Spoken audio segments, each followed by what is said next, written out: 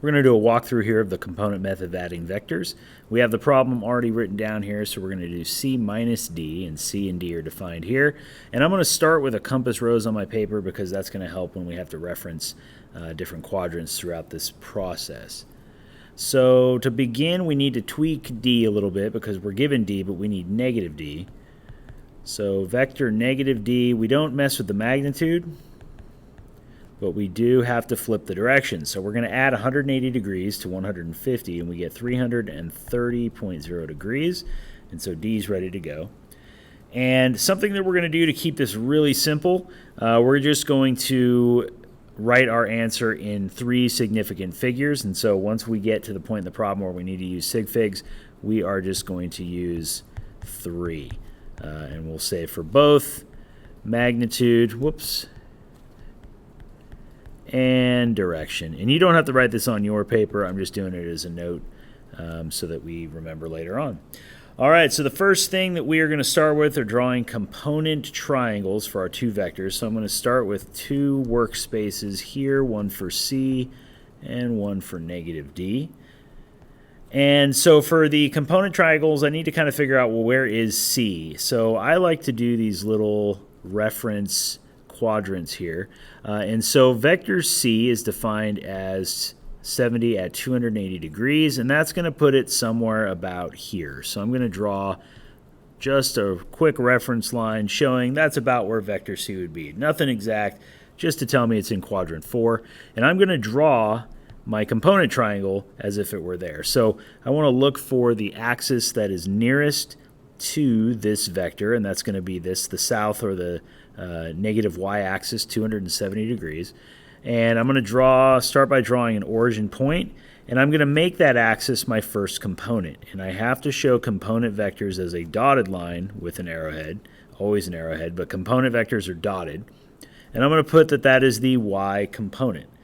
Now I'm going to add vector C in, and that is a solid line because that's the actual vector. And vector C, we know, has a value, a magnitude of 70. And for a sketch, I'm just going to put 70. I'm not going to worry about decimals. I'm not going to worry about sig figs or anything right now. And then to finish off this component triangle, I'll add my horizontal or my x component. And the angle that I'm working with is right here where I've written theta. And so don't make the mistake of writing that theta is 280 degrees. Remember, we drew this triangle as if it were right here. And so if this is 270 and our vector is at 280 degrees, then that means this is a 10-degree angle. So I'm actually going to put 10 right there, 10 degrees, so that I know I'm working with a 10-degree angle. And now we need to use a little bit of trigonometry.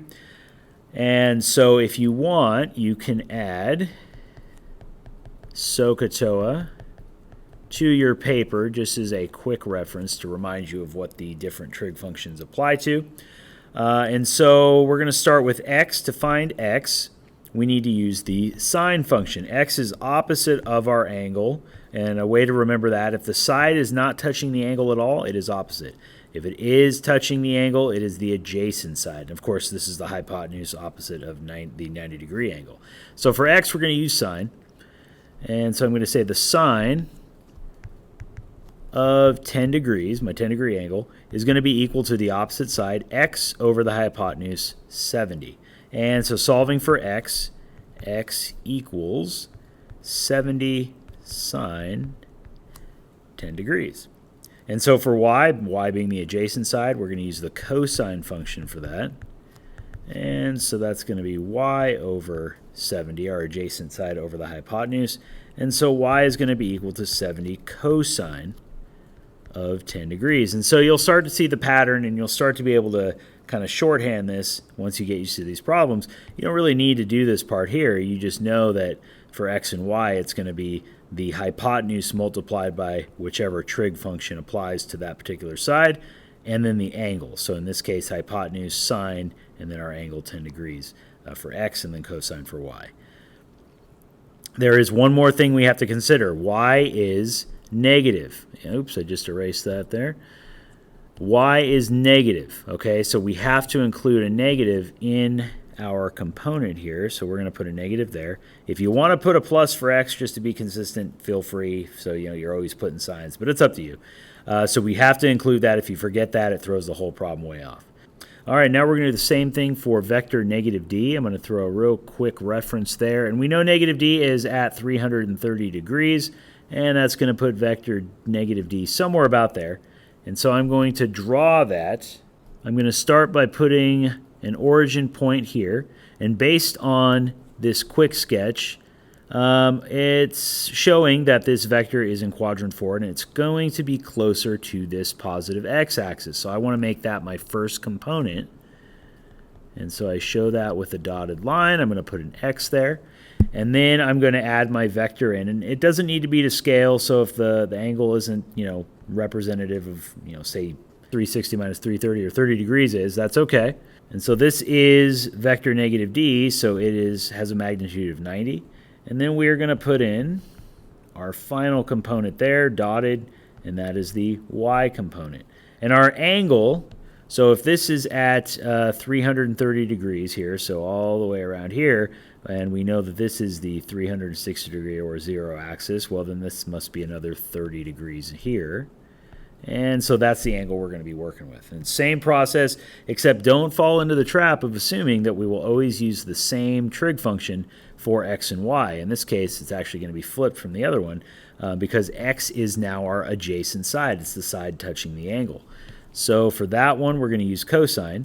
And I'm going to shorthand it this time. I'm going to say that x is going to be equal to my hypotenuse, and we're using cosine, and then my angle.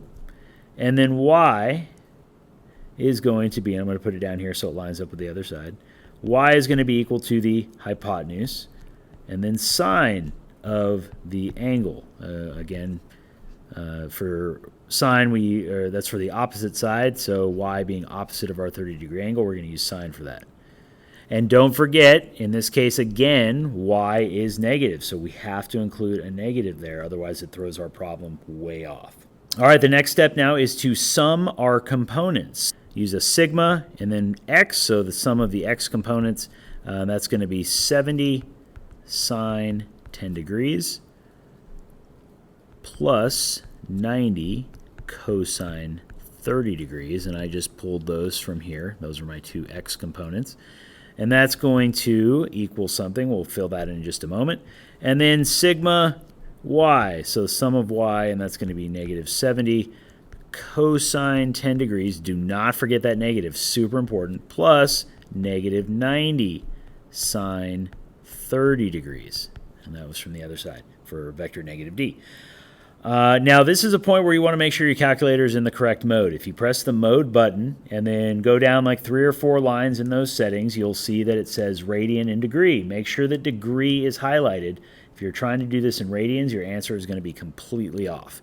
All right, so make sure it's set for degrees, and then you can punch this into your calculator, and you're going to get some really long number. I'll throw a few digits on there, 90.0977, and then negative 113.9365. But we established earlier, way up here, that we're going to use 3 sig figs, and this is the point in the problem where we are going to first apply sig figs.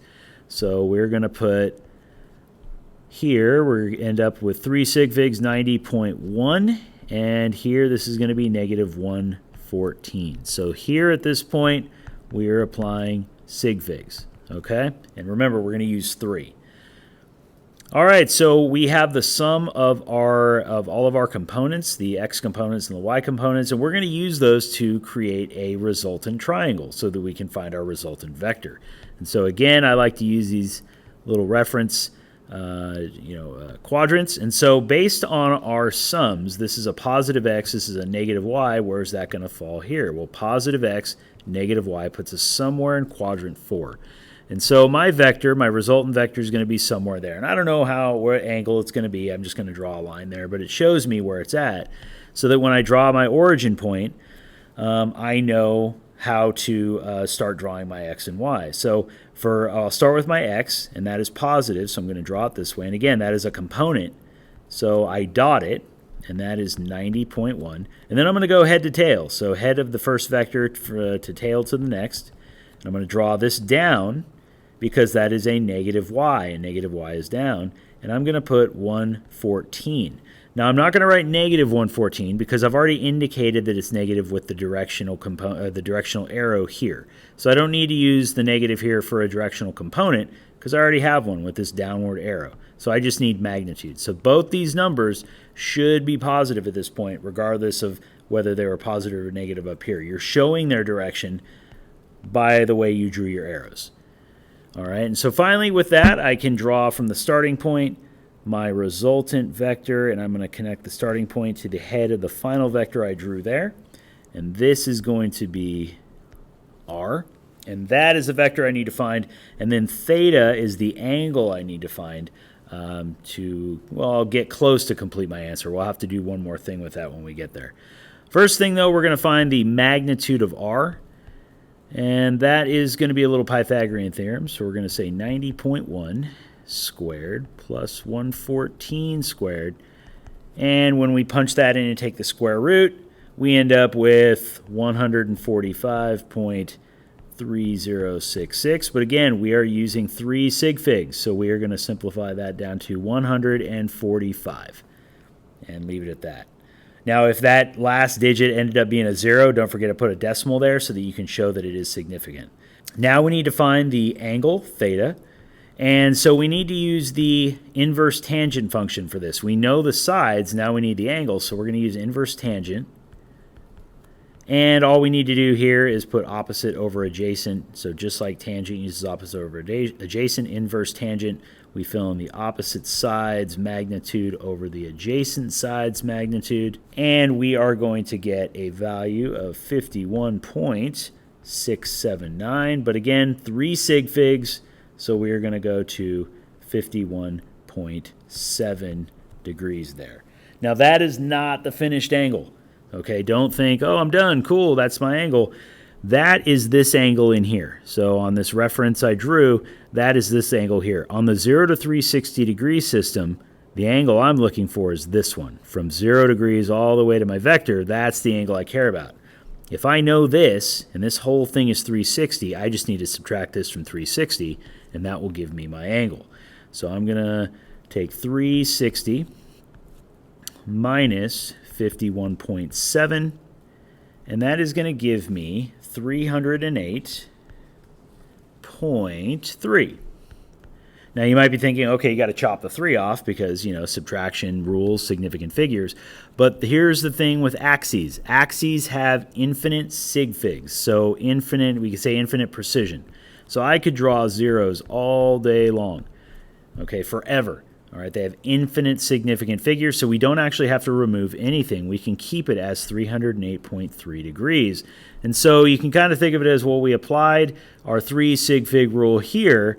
Now we're just making sure that we keep the same level of precision, in this case to the 10th place, even though we had to subtract it from an axis. Because again, an axis has infinite precision or infinite sig figs.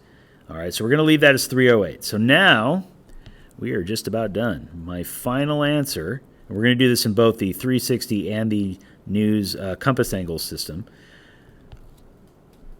145 kilometers at 308.3 degrees. And then for our other system using compass angles, the axis that is closest to 308.3 degrees, if we look up here, that's going to be the south axis, the 270 degree axis. Now, if you accidentally pick this axis, 360, you're going to find that the angle that you get for your reference is greater than 45. And right there, you'll know you have a problem because your angles for this system should always be less than 45 degrees. All right, so we 270, and that's the south axis, so we're going to start with an S here for south. To get from 270 to 308, we would have to add 38.3 degrees. So we are going from the south axis of 270 over to 308.3, and that's 38.3 degrees, and we had to go in the east direction. So that is how we write it in that system. And once we box this, we are done.